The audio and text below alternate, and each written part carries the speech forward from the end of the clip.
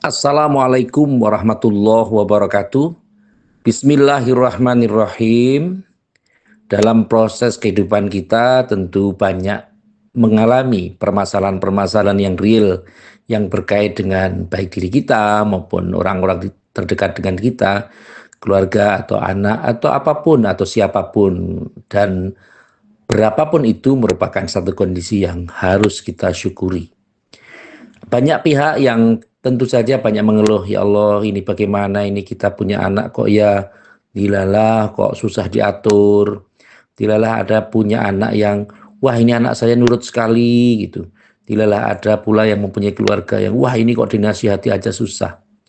Sesungguhnya kalau kita berpikir positif bahwa tidak semua anak-anak yang pinter atau tidak semua anak-anak yang nakal itu memberikan maldorot yang negatif atau memberikan sesuatu yang negatif kepada keluarganya. Barangkali karena mereka diberikan anak yang kurang bisa nurut, maka dia malamnya rajin tahajud, rajin berdoa kepada Allah, memohon kepada Allah untuk diberikan anak-anak yang bisa cerdas, anak-anak yang mau menurut, anak-anak yang mau beribadah. Proses ini sesungguhnya tidak terlalu dirisaukan, terutama di kalangan-kalangan pesantren, terutama di kalangan-kalangan pondok. Dan ini tentu saja ada sebuah alibi, ada sebuah kondisi. Biasanya kalau anak-anak yang nakal itu justru dimasukkan ke pondok pesantren. Karena orang tuanya susah untuk mendidik, orang tuanya susah untuk mengarahkan, sehingga ya sudahlah, diarahkan ke pondok saja. Sehingga tentu saja kalau kita pahami sama-sama bahwa banyak loh orang tua yang memondokkan anaknya ini mobilnya aja mobil mewah. Ada mobil Rubicon, Alphard, Fortuner, dan yang lain. Ini tentu saja memberikan kondisi apakah mereka memondokkan anaknya, itu motivasinya adalah motivasi untuk syiar. Tentu saja dikatakan ya. Karena mau atau tidak mau, suka tidak suka, orang tua yang punya kesadaran memondokkan anaknya di pondok-pondok pesantren yang capable tentu saja, yang eligible, yang tentu pondok pesantren itu memang sesuai dengan pengetahuan dari orang tuanya, dan orang tuanya pun juga pasrah kepada kiai, pada masyayikh, pada pengelola pondok, pada pemilik pondok. Tentu saja ini menjadikan sesuatu yang luar biasa.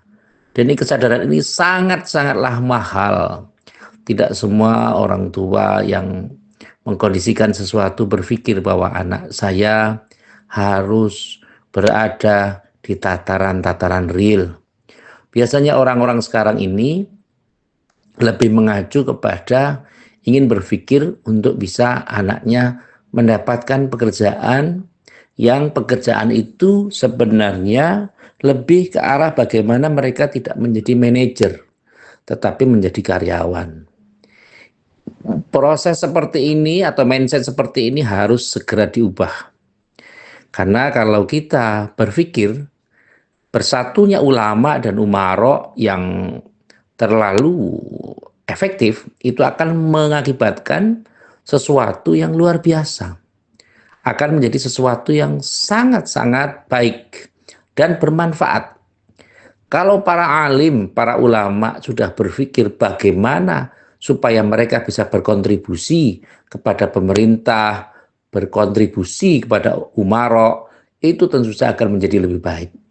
Tentu sesuatu yang tidak kalah hebatnya kalau kita berpikir lebih dalam adalah gerakan Indonesia Menanam atau Gerina yang tentu diinisiatori oleh Ustadz Adi Hidayat, yang tentu saja ini sangat mencengangkan.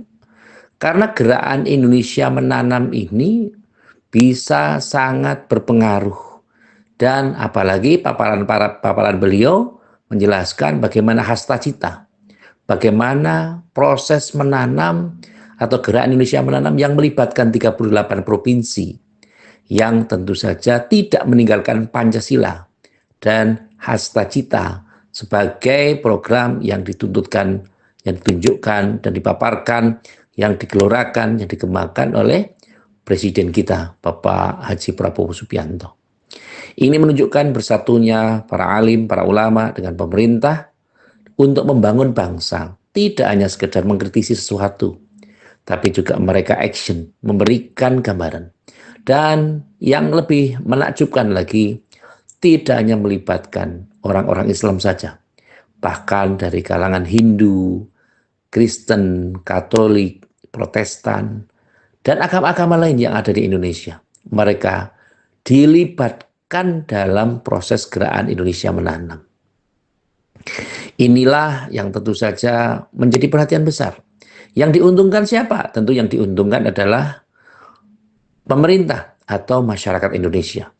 Bagaimana daerah Sumatera Selatan yang tentu daerah sebagian besarnya adalah rawa-rawa, yang konon ada 100 juta hektar yang tentu bisa dimanfaatkan, yang tentu bisa dikondisikan untuk menjadi tempat-tempat pertanian.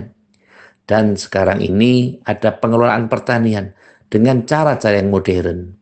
Inilah yang tentu saja dikondisikan. Kalau pemerintahnya sudah memberikan program dan ulamanya sudah membantu mengkondisikan sesuatu, daerah yang tadinya tandus bisa menjadi subur, daerah yang tadinya tidak bisa ditanami menjadi bisa ditanami, daerah yang harusnya tidak ramah lingkungan menjadi ramah lingkungan. Tentu saja ini menjadi sesuatu yang luar biasa. Sehingga inilah yang harus kita pahami. Sudah saatnya kita bagaimana proses menanam, proses pertanian itu harus mengacu pada proses Pancasila. Dari sila ketuhanan yang Maha Esa. Tentu semua harus bermohon kepada Allah Subhanahu wa Ta'ala, apapun keyakinannya, apapun kepercayaannya. Tetapi tidak hanya sekedar itu, tapi pertanian itu juga harus bernilai kemanusiaan dan harus mempersatukan dari Indonesia bagian barat sampai dengan Indonesia bagian timur.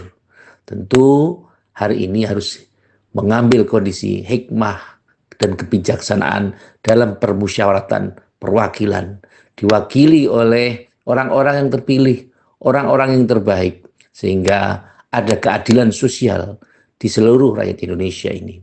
Semua mendapatkan sesuatu dan semua berkontribusi sesuai dengan ranah kemampuannya dan kemauannya dan bidangnya masing-masing. Semoga kegiatan-kegiatan positif ini bisa memberikan contoh kepada kita.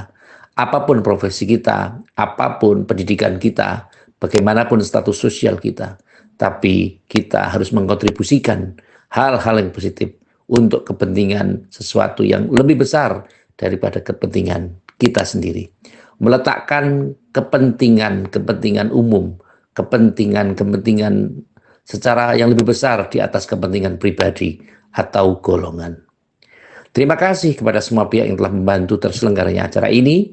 Semoga bisa bermanfaat. Sekali lagi terima kasih atas segala perhatian dan mohon maaf atas segala kekurangan. Saya akhiri, wallahul muwaffiq ila aqwamit thoriq. Wassalamualaikum warahmatullahi wabarakatuh.